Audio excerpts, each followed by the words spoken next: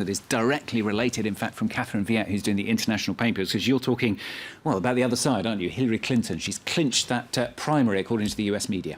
That's right. With the super delegates, she's at the number that she needs, 2,383. This is several primaries are still to be held today in the states, New Jersey and California. And the Washington Post now taking a closer look at the math behind her path to the nomination.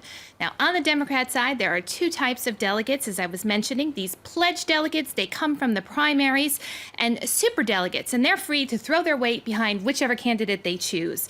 Now, the super delegates, they don't actually vote until the convention, and rival Bernie Sanders has said, look, that's why we shouldn't be counting them yet. It's premature. They might change their mind. An argument that the Washington Post is characterized as very weak, as a poll of the superdelegates has found that none have switched sides or are likely to do so. And speaking of Bernie Sanders there, he's still hoping for a big win today, isn't he, in California? It's really neck and neck between the two. That's right. He says he's still got momentum and he's planning on staying in the race all the way to the convention this summer. And this has Vanity Fair asking, did Sanders hand Trump the election? And if so, can he grasp it back? And the article says that despite Clinton clinching the nomination, her supporters aren't celebrating yet because they're afraid of this rebel from Vermont, Bernie Sanders. And he says he's sticking around because it maximizes his influence over the party's platform. And while Democrats overall fear a Trump presidency, Sanders supporters aren't big fans of Clinton.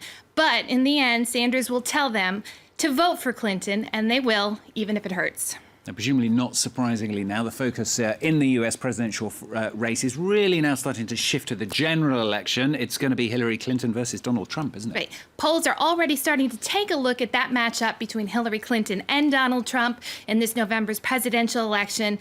In the op-ed pages of the LA Times, commentator Mark Green writes, "Don't panic, Democrats. Hillary Clinton will beat Donald Trump." And he explains the reasons for this. He says there are several trends that are in Clinton's favor, one of them concerning America's electoral college and its blue wall. And this is a nod to the blue color of the Democrats. Says there are 18 states where Democrats have won 6 of the last 6 presidential contests. And that totals up to 242 electoral votes. So that's a major likely head start on the 270 needed to win. Also takes a look at these likely voters. Says the only category Trump's leading is angry white guys. No surprise there. Minus 40 favorability among single women. OK, and speaking of those likely voters, Newsweek reporting they don't seem to care whether candidates actually bother to tell the truth. It's an interesting look at polling here. So when people are asked how important trustworthiness, they rate it high. But when you actually start looking at the candidates themselves and the qualities they're looking for, it turns out that that the political landscape in the U.S. is very polarized, more so than it's been in at least 2 decades. And voters committed to one political party tend to see their candidate as more trustworthy, more honest, the opposition candidate as a liar and wrong. So in this case, if neither candidate is inspiring much trust or likability, it could result in a low turnout for our general election.